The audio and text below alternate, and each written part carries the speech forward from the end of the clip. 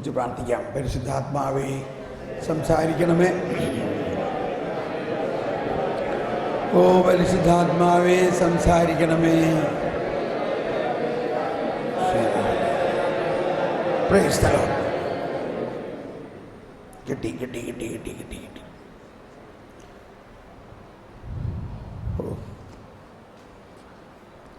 അപ്പോൾ ഈ ദൈവ ഐക്യത്തിൻ്റെ ആരംഭം എവിടെയാണ്? അതാണ് എന്നോട് പറയാൻ പറയണത്. അതാണ് ഉൽപ്പത്തി. അതാണ് ഉൽപ്പത്തി. നമ്മുടെ മുൻകൈയെടുക്കലല്ലോ ദൈവം നമ്മളെ സൃഷ്ടിച്ചത്. ഈ മുൻകൈയെടുക്കൽ എന്നുള്ള വാക്ക് മലയാളത്തിൽ ശരിയല്ലേ? അപ്പോൾ എങ്ങനെയാണ്, എന്തിനു വേണ്ടിയാണ് ദൈവം നമ്മളെ സൃഷ്ടിച്ചതെന്ന് മനസ്സിലാക്കണം. നമ്മളിതിനെക്കുറിച്ചൊക്കെ ചെറിയ വേദപാഠ ക്ലാസ്സുകളിൽ പഠിച്ചിട്ടുണ്ട്. ദൈവം നമ്മളെ എന്തിനു സൃഷ്ടിച്ചു. അപ്പോൾ ഇവിടെയും ഉൽപ്പത്തി പുസ്തകത്തിൽ 1-ാം അധ്യായത്തിൽ 26-ാമത്തെ വചനമാണ് അതിന് നിദാനമായിട്ടുള്ള. എന്താണ് അവിടെ പറയുന്നത്? എല്ലാവർക്കും ഒരുപക്ഷെ ബൈ ഹാർട്ട് അറിയാവുന്നതാണ്. എന്നാലും ഒന്ന് വായിക്കൂ. ഉൽപ്പത്തി 1-ാം അധ്യായം 26-ാമത്തെ വചനം. ദൈവം വീണ്ടും അരുളി ചെയ്തു, നമുക്ക് നമ്മുടെ ഛായയിലും സാദൃശ്യത്തിലും മനുഷ്യനെ സൃഷ്ടിക്കാം. ഒന്നെല്ലാവരും ഉച്ചത്തിലേറ്റ് പറഞ്ഞേ. ദൈവം വീണ്ടും അരുളി ചെയ്തു, നമുക്ക് നമ്മുടെ ഛായയിലും സാദൃശ്യത്തിലും മനുഷ്യനെ സൃഷ്ടിക്കാം. അതെ, ഈ നിങ്ങൾ ഞാനിങ്ങനെ ഉച്ചത്തിൽ പറയാൻ പറയുമ്പോൾ നിങ്ങളുടെ ചുണ്ടൊന്നും അനങ്ങണില്ലല്ലോ. മനസ്സിൽ പറഞ്ഞാൽ പോരാ. അതിൻ്റെ കാരണം ഞാൻ പറയുകയാണെങ്കിൽ ഇനി നിങ്ങൾ ഉച്ചത്തിൽ പറഞ്ഞോളൂ. ഞാൻ പറഞ്ഞു പല പ്രാവശ്യം, ആദിമേം ശബ്ദ. ആദിയിൽ ശബ്ദമാണുണ്ടായത്. ആ ശബ്ദം ദൈവത്തിൻ്റെ വചനം, ആദിയിലുണ്ടായ ആ ശബ്ദം. അപ്പോൾ ഇതാണ് എന്നെ വളരെ സ്വാധീനിച്ചൊരു കാര്യം. അപ്പോൾ ഈ വചനം ശബ്ദമായാൽ മാത്രമേ അതിനെ തുടർന്ന് പൗലോസ്ലീഹയുടെ ലേഖനത്തിൽ പറയുന്നതാണ്, വിശ്വാസ് സുന്നേ സേ ഉത്പന്ന ഹോത്താ ഹേ. വിശ്വാസം കേൾവിയിൽ നിന്നും എന്ന് ഉണ്ടോ? 10:17 റോമർ 10:17 17:10 10:17 റോമർ 10:17 പറയുന്നത് മലയാളത്തിൽ എങ്ങനെയാ? വിശ്വാസം കേൾവിയിൽ നിന്നും, കേൾവി ക്രിസ്തുവിനെ കുറിച്ചുള്ള പ്രസംഗത്തിൽ നിന്നും. ഈ ഒരു വചനത്തിലുണ്ടാകുക ആശയവും സുന്നേ സേ വിശ്വാസ് ഉത്പന്ന ഹോത്താ ഹേ എന്ന് പറയുന്നതും തമ്മിൽ വ്യത്യാസം തോന്നുന്നുണ്ടോ? എനിക്ക് ഭയങ്കര വ്യത്യാസം തോന്നണേ. സുന്നേ സേ വിശ്വാസ് ഉത്പന്ന ഹോത്താ ഹേ.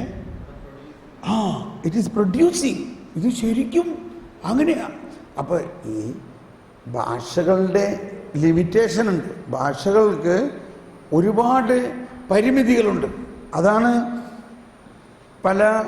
ഇപ്പം നമ്മുടെ ബഹുമാനപ്പെട്ട അച്ഛന്മാരും സിസ്റ്റേഴ്സും അൽമാരും ഒക്കെ തന്നെ ഗ്രീക്ക് ലാറ്റിൻ പഠിക്കുന്നത്, ബൈബിൾ പഠിക്കണമെന്നുണ്ടെങ്കിൽ അവർ ആദ്യം എന്ത് പഠിക്കണം? കുറച്ച് മറ്റ് ഭാഷ പഠിക്കണം. മുഴുവനൊന്നും പഠിച്ചില്ലെങ്കിലും അത്യാവശ്യം ബൈബിളിലെ പ്രധാന ഭാഗങ്ങൾ മനസ്സിലാക്കാൻ ഗ്രീക്ക് ലാറ്റിൻ പഠിച്ചിട്ട് ബൈബിൾ പഠിക്കുമ്പോഴേ അത് മനസ്സിലാവുള്ളൂ ബൈബിൾ. ഇപ്പോൾ ഉദാഹരണത്തിന് പെട്ടെന്ന് ഒന്ന് പറഞ്ഞോട്ടെ കേട്ടോ, ഒരു ഉദാഹരണം പറയാം.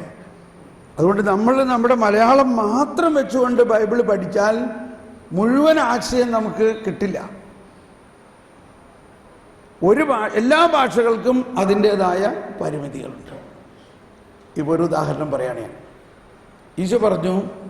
ഈശോ പറഞ്ഞു എന്തായിട്ട് മലയാളത്തിൽ എഴുതിയിട്ടുള്ളത്, അണലി സന്തതികളെ നിങ്ങൾക്ക് എങ്ങനെ നന്മ ചെയ്യാൻ പറ്റും? ഇതിൽ ഒരു ധ്വനി, ഒരു വാത്സല്യത്തിൻ്റെ ധ്വനി ഉണ്ടോ? ഇല്ല. ഞാൻ തമിഴ്നാട്ടിൽ വേളാങ്കണ്ണിയിലെ അച്ഛന്മാരെ ധ്യാനിപ്പിക്കുമ്പോൾ തമിഴായിരുന്നു അച്ഛന്മാർ തമിഴ്, അപ്പോൾ അവർ ധ്യാനം ഇംഗ്ലീഷിലാണെങ്കിലും കുർബാനയൊക്കെ തമിഴിൽ ചെല്ലുകയാണ്. അന്ന് അച്ഛൻ കുർബാനയ്ക്ക് വായിച്ച വചനം ഇതായിരുന്നു. അത് തമിഴിൽ വായിച്ചപ്പോൾ ഞാനങ്ങ് ആശ്ചര്യപ്പെട്ടു പോയി. തമിഴിൽ അതിങ്ങനെയാണ്: അണലിപ്പാമ്പിൻ പൈതങ്ങളെ നിങ്ങൾ എപ്പിടി നന്മ ചെയ്യ മുടിയും.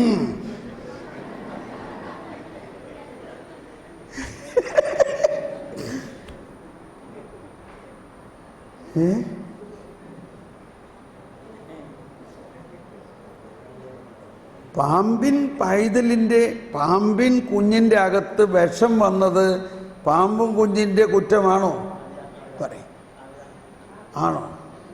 അപ്പോൾ ഇത് ഈശോ എന്താണ് ഈ പറയണതിൻ്റെ അർത്ഥം? ഈശോ പറയണതിൻ്റെ അർത്ഥം, ഈ പാമ്പും കുഞ്ഞിൻ്റെ അകത്ത് വിഷം വന്ന പോലെ മനുഷ്യവംശത്തിൽ എല്ലാവരിലും വിഷം പടർന്നിടിച്ചിരിക്കുന്നത് അവരുടെ കുറ്റമാണോ? എങ്ങനെ ഈ വിഷം വന്നു? ഉത്ഭവപാപം മൂലമല്ലേ അത് വന്നത്? പിന്നെ പൗലോസ്ലീഹയുടെ ലേഖനത്തിൽ പഠിക്കുന്നില്ലേ, ഒരു മനുഷ്യന്റെ പാപം മൂലം സകലരിലും പാപം പടർന്നു.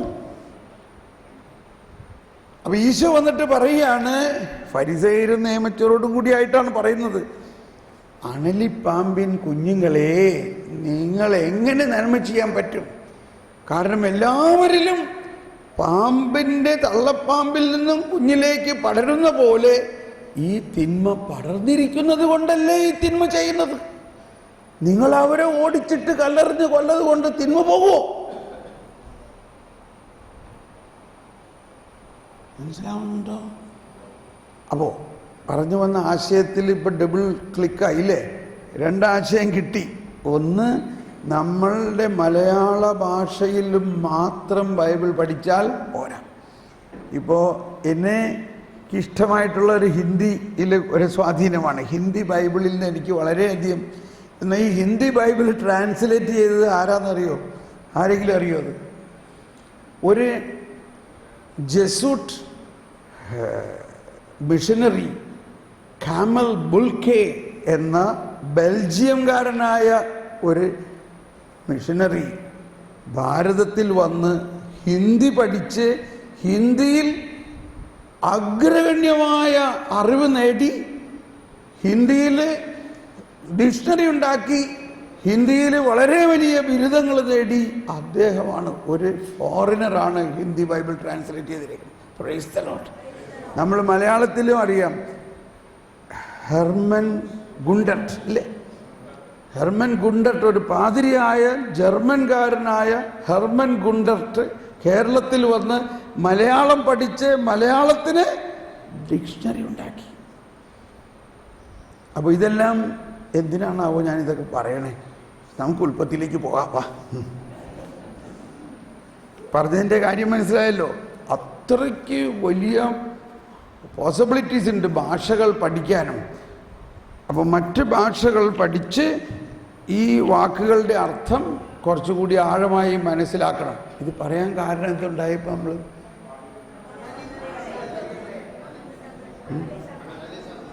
അല്ല, അത് പറഞ്ഞത് വേറെ കാര്യം കൊണ്ടാണ്. വചനം ഉറക്കെ വായിക്കാൻ. Oh, praise the Lord. Okay, coming to that point. അപ്പോൾ വചനം ഉറക്കെ വായിച്ചാലേ വിശ്വാസം വർദ്ധിക്കുകയുള്ളൂ. സുന്നേ സേ വിശ്വാസ് ഉത്പന്ന ഹോത്താ ഹൈ. എങ്ങനെയാണത്? നമ്മൾ ഉച്ചത്തിൽ വായിക്കുമ്പോൾ അത് നമ്മുടെ കണ്ണുകളിലൂടെ കടന്നു വന്ന് ഇവിടെ ഒരു കൺവെർഷൻ നടക്കുകയാണ്. ആ ഓപ്റ്റിക്കലായിട്ട് നമ്മൾ കണ്ട ആ ഒരു അക്ഷരം അതിനെ ശബ്ദമാക്കി അധരത്തിലൂടെ വരികയാണ്. ഈ ശബ്ദം നമ്മുടെ കാതുകളിലൂടെ അകത്ത് കിടക്കുകയാണ്. Price the Lord. ഇങ്ങനെ വായിക്കുകയാണ്, ആദിയിൽ ശബ്ദമുണ്ടായി, ആ ശബ്ദം ദൈവമായിരുന്നു. ഇപ്പോൾ ഇത് കണ്ടത് കണ്ണിലൂടെ വന്ന് അധരത്തിലൂടെ ശബ്ദമായി, ഇനിയാണ് അത് ഹൃദയത്തിൽ കയറുന്നത്. അത് കണ്ണിലൂടെ അല്ല ഹൃദയത്തിൽ കയറുന്നത്. ഇപ്പോൾ ഇത് നമ്മുടെ എഡ്യൂക്കേഷൻ സിസ്റ്റത്തിലുള്ളതാണില്ലേ? എങ്ങനെ എഡ്യൂക്കേഷൻ, എങ്ങനെയാണ് നമ്മൾ കുട്ടികളെ പഠിപ്പിക്കണേ? എങ്ങനെയാണ് ഒരു കിൻഡർ ഗാർഡൻ തുടങ്ങണത്? ടീച്ചർ അല്ലെങ്കിൽ കിൻഡർ ഗാർഡനിൽ ടീച്ചർ കുട്ടികളെ ഇരുത്തിയുണ്ട്, children A for apple, B for boy. അപ്പൊ കുട്ടികളെല്ലാം കൂടി എ ഫോർ ആപ്പിൾ, ബി. ഇപ്പൊ എന്ത് സംഭവിച്ചു? അവിടെ ആ ടീച്ചറുണ്ടോ? അവിടെ നഴ്സറി ടീച്ചർ, ബൈബിൾ നഴ്സറിയുടെ കുട്ടികളെ ഇരുത്തിയിട്ട് നമ്മളിങ്ങനെ അവരെ കൊണ്ട് പറയിപ്പിക്കുകയാണ്. പറയിപ്പിക്കുന്നതോടൊപ്പം ഇവിടെ വലിയ അക്ഷരം എ ഇങ്ങനെ ചിത്രം വരച്ചു വെച്ചിരിക്കുകയാണ്. എന്നിട്ട് A for apple, B for boy, C for cat, D for dog. ഇത് അവരിങ്ങനെ ചിത്രം നോക്കി അതോടൊപ്പം അധരത്തിലൂടെ പറയുമ്പോൾ അവരുടെ കാതുകളിലൂടെ അത് കടന്ന് അകത്ത് കയറി അവിടെ ആലേഖനം ചെയ്യപ്പെട്ടു. ഇനി ഇത് മരിച്ചാലും പോകില്ല. Price the Lord. അങ്ങനെ വചനം പഠിക്കണം. ഇവിടെ ഇവർ സങ്കീർത്തനങ്ങളൊക്കെ പാടുമ്പോൾ മിക്കവാറും ബൈഹാർട്ടല്ലേ പാടുന്നത്. അങ്ങനെ കുറച്ച് അധ്യായങ്ങൾ തന്നെ നമ്മൾ കാണാപ്പാഠം പഠിക്കണം. Price the Lord. ഇപ്പോൾ ഞാൻ ഇത്രയും പറഞ്ഞത് നിങ്ങൾ ഉച്ചത്തിൽ പറയാൻ പറഞ്ഞിട്ട് പറയാതിരുന്നതുകൊണ്ടാണ്. അപ്പം അതും ഒരു ഗുണമായി, നിങ്ങൾ പറയാതിരുന്നത് കൊണ്ട് അല്ലേ? എല്ലാം നന്മയ്ക്കായിട്ടാണ്. അതുകൊണ്ട് ഇനി പറയാതിരിക്കേണ്ടതായാലും കേട്ടോ. അപ്പോൾ ഒന്ന് ഉച്ചത്തിൽ പറഞ്ഞ് 1:26 ജനസിസ് 1:26 എല്ലാവരും കരമുയർത്തി ഉച്ചത്തിൽ പറഞ്ഞ് ദൈവം നമുക്ക് നമ്മുടെ ഛായയിലും സാദൃശ്യത്തിലും മനുഷ്യനെ സൃഷ്ടിക്കാം. ഒന്നുകൂടി എല്ലാവരും ഏറ്റു പറഞ്ഞുകൊണ്ട് ദൈവം വീണ്ടും അരുളി ചെയ്തു. ദൈവം ഇങ്ങനെ അരുളി ചെയ്തു, നമുക്ക് നമ്മുടെ ഛായയിലും സാദൃശ്യത്തിലും മനുഷ്യനെ സൃഷ്ടിക്കാം. Price the Lord. കണ്ടോ ഇപ്പൊ വ്യത്യാസം കണ്ടോ? ഓക്കെ, ഇനി ഞാൻ ചോദ്യം ചോദിക്കാൻ പോവുകയാണ്. എന്താണ് ഈ ഛായ? എന്താണ് ഈ സാദൃശ്യം? ഇവിടെ ഛായ എന്ന് പറയുന്നത് എന്താണ് സാദൃശ്യം എന്ന് പറയുന്നത്? നമ്മുടെ ഛായയിലും സാദൃശ്യത്തിലും. ഓഡിയത്തിന് കൂട്ടി. നമ്മുടെ ഛായയിലും സാദൃശ്യത്തിലും. എന്താ ഛായ?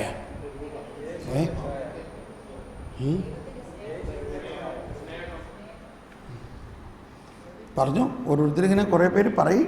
എല്ലാവരും ഒന്ന് പറഞ്ഞേ, എന്താണ് ഛായ? ആ ഇമേജ് എന്താ? സ്നേഹം. അതെല്ലാവരും പറയാറുള്ളതാണ്, സ്നേഹം എന്നുള്ളത്. അത് സ്നേഹത്തിൻ്റെ ടോപ്പിക് എടുക്കുമ്പോൾ അത് പറയും. പക്ഷേ സ്നേഹം ഒരു ഛായയാണത്. അതൊരു എമോഷനല്ലേ? അത് സ്നേഹം ഒരു വികാരമാണ്.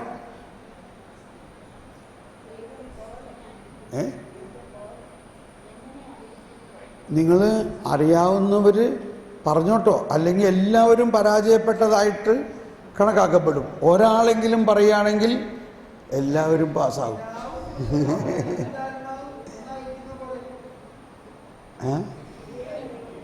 കൃത്യമായ ഉത്തരം വന്നിട്ടില്ല.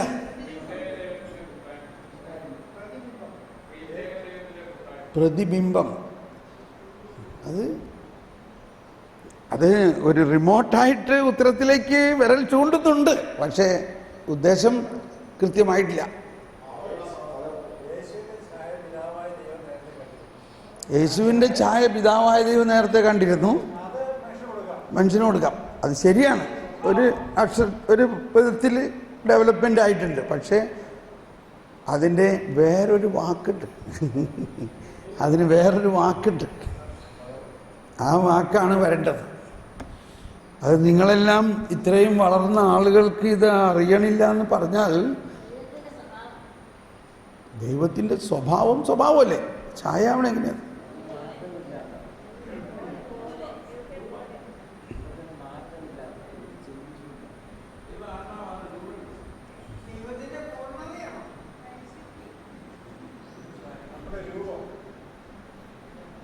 എന്താ നമ്മുടെ രൂപം? അത് തന്നെയാണ് ഛായ. പക്ഷെ എന്താണത്?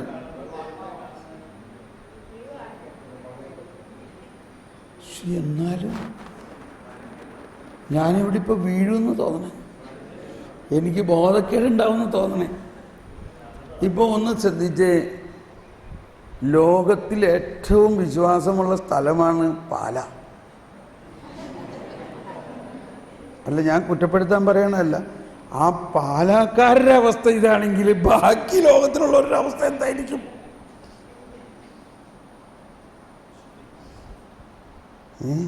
ഇതാരും പറയാറില്ല. എല്ലായിടത്തും ചോദിച്ചാൽ സെമിനാരിയിലും പറഞ്ഞിട്ടില്ല, നോവിഷേറ്റിലും ആരും പറഞ്ഞിട്ടില്ല. അതുകൊണ്ട് വിഷമിക്കൊന്നും വേണ്ട. മനസ്സിലായോ? അപ്പോൾ ഇതാണ് നമ്മുടെ അവസ്ഥ. ദൈവം നമ്മളെ സ്വന്തം ഛായയിൽ സൃഷ്ടിച്ചു എങ്കിലും ഈ ഛായ എന്താണെന്ന് നമുക്കിപ്പോഴും കൃത്യമായി അറിയില്ല. ഞാൻ പറഞ്ഞോട്ടെ? ഇപ്പം നിങ്ങളെല്ലാവരും തോറ്റോ? ഒന്ന് തോറ്റോ?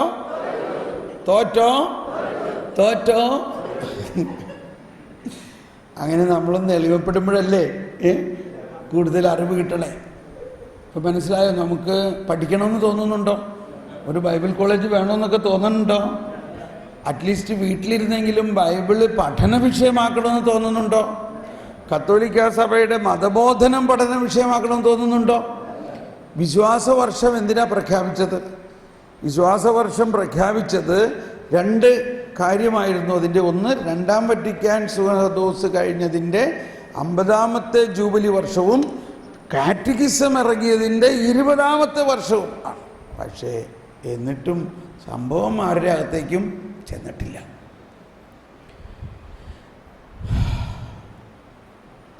ഓക്കെ, നമുക്കതിൻ്റെ ഉത്തരം അതിൽ നിന്ന് തന്നെ ഡെവലപ്പ് ചെയ്യാൻ.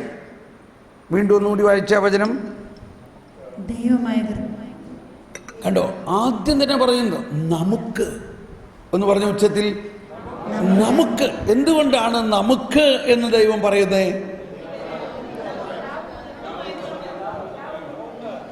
3 എന്താ? 3 ആളുകൾ. ഒന്ന് പറഞ്ഞ ഉച്ചത്തിൽ, 3 ആരുണ്ട്? ആളുകളുണ്ട്. അപ്പോൾ എന്താണ് ഛായ? ആള്. ദൈവത്തിൻ്റെ ഛായ എന്താണ്? ദൈവം ഒരു ആളാണ്, ഒരു വ്യക്തിയാണ്. ദൈവം ഒരു വ്യക്തിയാണ്. അതാണ് കറക്റ്റ് ഉത്തരം. ദൈവം മനുഷ്യനെ തൻ്റെ ഛായയിൽ സൃഷ്ടിച്ചു എന്ന് പറഞ്ഞാൽ ദൈവം മനുഷ്യനെ ദൈവത്തെ പോലെയുള്ള ഒരു വ്യക്തിയായി സൃഷ്ടിച്ചു. ഇനി അത് കുറച്ചും കൂടി കൂടുതൽ ആഴമായി മനസ്സിലാകണമെങ്കിൽ മറ്റ് സൃഷ്ടികളെ ദൈവം എങ്ങനെ സൃഷ്ടിച്ചു? ഇപ്പോൾ ദൈവം ഈ കാണുന്ന എന്താ പറയണേ പ്ലാവും മാവും സൃഷ്ടിച്ചു. അത് വ്യക്തിയാണോ? നല്ല ഭംഗിയുള്ള ഒരു കുതിര, നല്ല ചന്തമുള്ള ഒരു ആന വ്യക്തിയാണോ? എല്ലാവരും ഉത്തരം പറയണം. വ്യക്തിയാണോ? നല്ല ഭംഗിയുള്ള ഒരു മയിൽ വ്യക്തിയാണോ? നല്ല മീൻ വ്യക്തിയാണോ? എന്തിനു പറയുന്നു?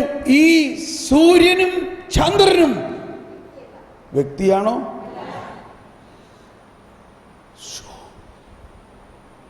അപ്പോൾ ദൈവം സൃഷ്ടിച്ച മറ്റൊന്നിനും ദൈവത്തിൻ്റെ ആ വ്യക്തിത്വം ദൈവം നൽകിയിട്ടില്ല. Praise the Lord. ആർക്ക് മാത്രമാണ് നൽകിയത്? മനുഷ്യന് മാത്രം. ഇപ്പം നമ്മൾ ഈ സൃഷ്ടിയെക്കുറിച്ചൊക്കെ പറയുമ്പോൾ ദൈവം മനുഷ്യനെ സൃഷ്ടിച്ചു എന്ന് പറയുമ്പോൾ കുട്ടികളൊക്കെ ആദ്യം ചോദിക്കുക ഉടനെ, ഞങ്ങളെ പഠിപ്പിച്ചേക്കുന്നത് കുരങ്ങിൽ നിന്നാണല്ലോ മനുഷ്യൻ എവല്യൂഷനായി വന്നതെന്നുള്ളത് പറയാറുണ്ടില്ലേ? സയൻസ് ക്ലാസ്സിലൊക്കെ നമ്മൾ പഠിപ്പിച്ചിട്ടുണ്ടാകാം. അപ്പോൾ അതിനെന്താ ഉത്തരം? അപ്പോൾ ഞാൻ ആ കൊച്ചിനോട് തന്നെ ചോദിക്കും, മോനെ, ഈ കുരങ്ങ് ഒരു വ്യക്തിയാണോ? Is he a person? No, is an animal, is not a person. കേട്ടോ, കുട്ടികൾ വരെ അത് കൃത്യമായിട്ട് മനസ്സിലാവും. ഈ പട്ടിക്കുഞ്ഞ്, ഈ പൂച്ചക്കുഞ്ഞ് ഒരു വ്യക്തിയാണോ? അപ്പോൾ വ്യക്തിയായ മനുഷ്യൻ ഒരു വ്യക്തിയിൽ നിന്നേ ഉണ്ടാകാൻ പറ്റുള്ളൂ. അപ്പോൾ ഇത് പറയുന്നതിൻ്റെ പ്രധാന രഹസ്യം ഇതാണ്. മനുഷ്യൻ്റെ ദൈവവുമായിട്ടുള്ള ഐക്യത്തിൻ്റെ ആരംഭം. എന്തിനാണ് മനുഷ്യനെ വ്യക്തിയായി സൃഷ്ടിച്ചത്? അത് ഉൽപ്പത്തിയിലെ 2-ാം അധ്യായത്തിൽ ആദത്തിനെ ദൈവം സൃഷ്ടിച്ചതിന് ശേഷം ആദത്തിനോട് പറഞ്ഞു, നിനക്ക് ഈ കാണുന്നതെല്ലാം നിനക്കുള്ളതാണ്. എന്നാലോചിച്ച് നോക്കി, നീ അതിനെന്ത് പേരിടണോ അതായിരിക്കും അതിൻ്റെ പേര്. ആദം പണി തുടങ്ങി. ആദത്തിന് പിറ്റേ ദിവസത്തെ പണി എന്താണ്? എല്ലാത്തിനും പേരിടുക. ആദം മഹാരാജാവാണ് ഇപ്പോൾ, ഇല്ലേ? ആദത്തിൻ്റെ മുൻപിൽ എല്ലാവരും ഒന്ന് കൈവീശിയേ, ഉറങ്ങല്ലേ? ഇന്നൊരു ചായ ഉണ്ട്, ചായ കേട്ടോ, ചായ ഉണ്ട്. ഇപ്പോൾ 5 മിനിറ്റിനകത്ത് ചായ കുടിക്കാൻ സമയം. കണ്ടോ, ഈ എല്ലാ മൃഗങ്ങളും ആദത്തിൻ്റെ മുമ്പിലൂടെ ഇങ്ങനെ വരികയാണ്. എനിക്ക് തോന്നുന്നത് അത് സ്വാഭാവികമായിട്ടും ഇരട്ടയായിട്ടായിരുന്നു അവർ വന്നിരുന്നത്, ഇല്ലേ? ജോഡിയായിട്ടായിരിക്കും അവർ വരുന്നത്. കാരണം എല്ലാം ദൈവം അങ്ങനെയല്ലേ സൃഷ്ടിച്ചേക്കണേ.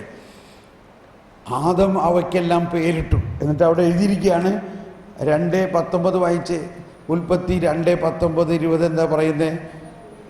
ദൈവമായ കർത്താവ് ഭൂമിയിലെ സകല മൃഗങ്ങളെയും ആകാശത്തിലെ സകല പക്ഷികളെയും മണ്ണിൽ നിന്ന് രൂപപ്പെടുത്തി. അവയ്ക്ക് മനുഷ്യൻ എന്ത് പേരിടുമെന്നറിയാൻ അവിടുന്ന് അവയെ അവൻ്റെ മുമ്പിൽ കൊണ്ടുവന്നു. മനുഷ്യൻ വിളിച്ചത് അവയ്ക്ക് പേരായി തീർന്നു. ശ്രദ്ധിക്കണേ, ഇനി എല്ലാവരും അടുത്ത വചനം ഉച്ചത്തിൽ പറഞ്ഞേ. എല്ലാ കന്നുകാലികൾക്കും ആകാശത്തിലെ പറവകൾക്കും വയലിലെ മൃഗങ്ങൾക്കും അവൻ പേരിട്ടു. എന്നാൽ തനിക്ക് ഇണങ്ങിയ തുണയെ കണ്ടില്ല. ആദത്തിന് ഇതിനിടയ്ക്ക് ഒരു നോട്ടം ഉണ്ടായിരുന്നു. മനസ്സിലായോ? ഇപ്പം നമ്മളും 10-ാം ക്ലാസ്സിലൊക്കെ പഠിക്കുമ്പോൾ തന്നെ നോക്കി തുടങ്ങിയിട്ടുള്ളതാണ്, നമുക്ക് പറ്റിയ ഒരാൾ ഇതിൻ്റെ ഇടയിലുണ്ടോന്ന്. ആരെയും കണ്ടില്ല. എന്തിനാണ് അങ്ങനെ അവിടെ എഴുതിയേക്കണത്? പറയും. ആദത്തിനോട് പറഞ്ഞത് പേരിടാനാണ്. അവന് തുണയെ നോക്കാൻ പറഞ്ഞോ? പക്ഷെ ആദത്തിന് അതിൻ്റെ ഇടയിൽ ഒരു നോട്ടം, നമുക്ക് പറ്റിയ ആരെങ്കിലും ഇതിൻ്റെ ഇടയിലുണ്ടോയെന്ന്. എന്തിൻ്റെ ഇടയിൽ? ഈ മൃഗങ്ങളുടെ ഇടയിൽ.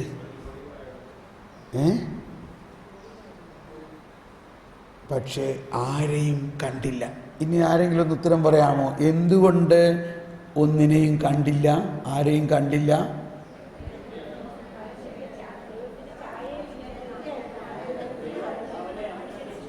അപ്പം അതിൽ നിന്ന് നമ്മൾക്ക് സ്ഥാപിക്കാവുന്ന ഒരു വലിയ പ്രിൻസിപ്പിൾ, ആദത്തിൻ്റെ മുമ്പിൽ ദൈവം അവതരിപ്പിച്ച സകല സൃഷ്ടികളെ അവതരിപ്പിച്ചു. പക്ഷേ അവരൊന്നും ആദത്തെ പോലെ ഒരു വ്യക്തിത്വം ഉള്ളവർ ആയിരുന്നില്ല. Price the Lord. അത് എസ്റ്റാബ്ലിഷ് ആയില്ലേ? ഓക്കെ. ദൈവമേ, വളരെ വിശദമായിട്ട് പോകാൻ, ഇത്രയും വിശദമായിട്ട് പോകാൻ നമുക്ക് സമയമില്ല. അതുകൊണ്ട് ഇനി ഫാസ്റ്റ് പോകാൻ പോവുകയാണ്. ഓക്കെ. അപ്പോൾ പ്രധാനമായിട്ട് ഈ എന്തിനാണ് ദൈവം മനുഷ്യനെ തന്നെ പോലെയുള്ള ഒരു വ്യക്തിയായി സൃഷ്ടിച്ചത്, അത് മനസ്സിലാക്കണം.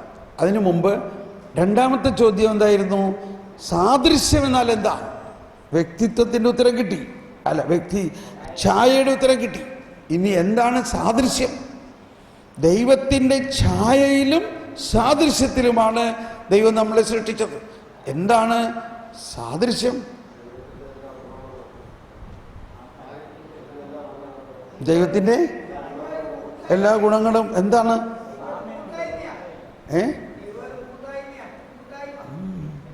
സാദൃശ്യം. ദൈവത്തെ പോലെ തന്നെ ഇരിക്കും. അപ്പൊ എന്താണ് ആ ദൈവത്തെ പോലെ?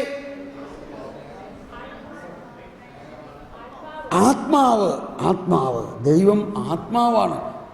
അപ്പോൾ ഈ മനുഷ്യൻ ആത്മാവാണ്. ഇനി വേറെ എന്താണ് സാദൃശ്യത്തിലുള്ളത്? ദൈവത്തിൻ്റെ സാദൃശ്യത്തിൻ്റെ പ്രത്യേകത വേറെ എന്താ? സൃഷ്ടാവെന്നുള്ള നിലയിൽ സൃഷ്ടിയിൽ നിന്നും ദൈവം എങ്ങനെ വ്യത്യസ്തമാണ്, അല്ലെങ്കിൽ സൃഷ്ടാവിൻ്റെ പ്രത്യേകത എന്താ?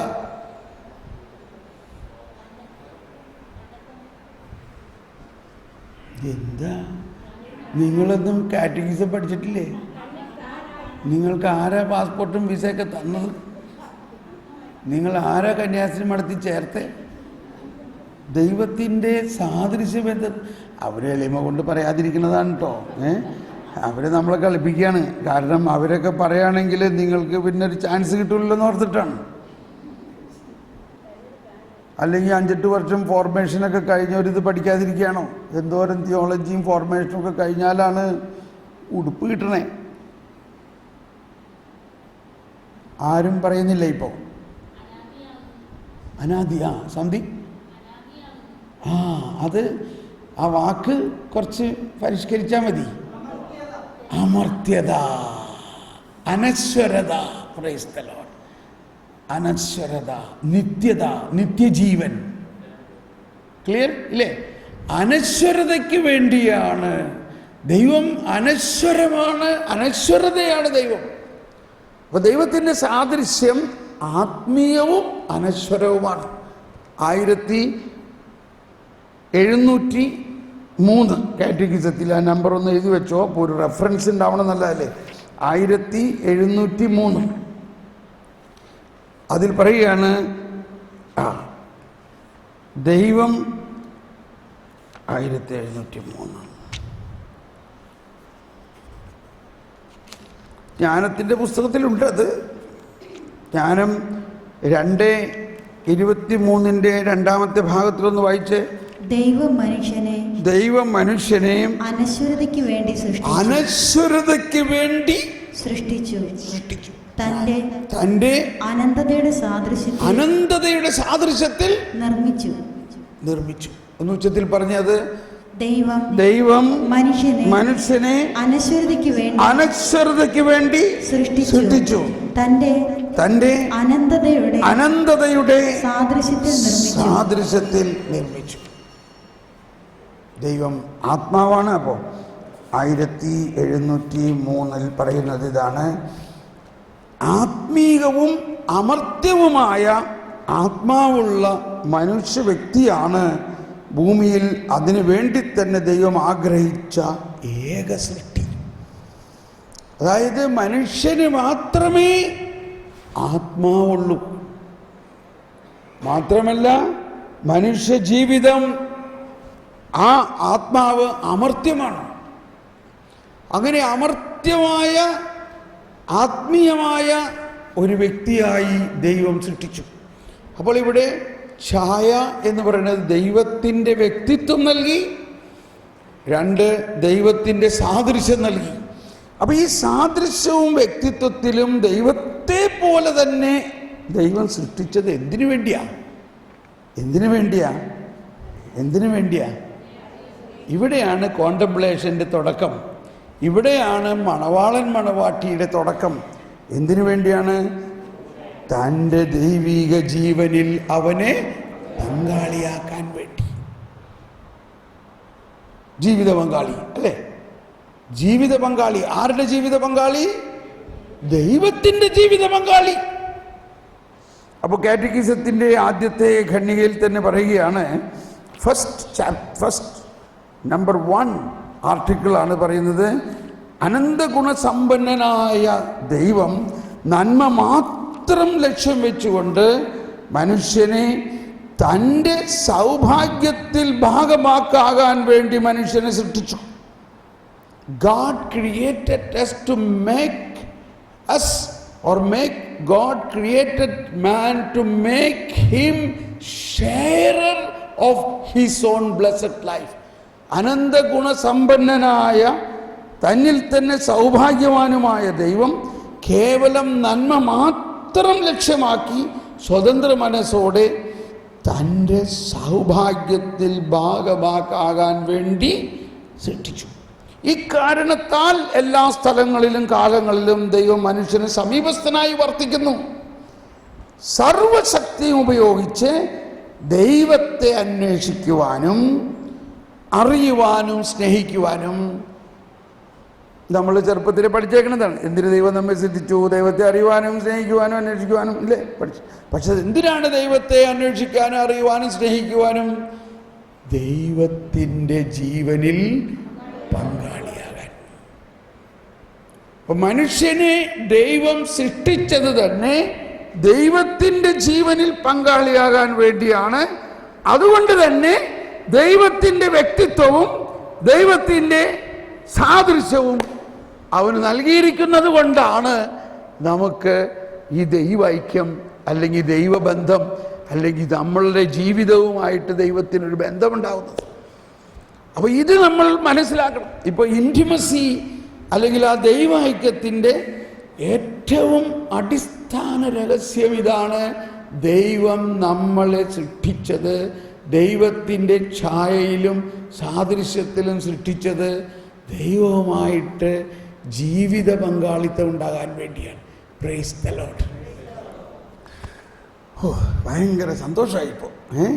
ഒന്ന് സ്തുതിച്ചേ. നന്ദി കർത്താവേ. യേശുവേ സ്തോത്രം. യേശുവേ നന്ദി. Hallelujah, hallelujah. യേശുവേ മഹത്വം. ഓ സർവശക്തനായ ദൈവമേ, സൃഷ്ടാവായ ദൈവമേ, പ്രൈസ് ദി ലോർഡ്. നമ്മളിപ്പോൾ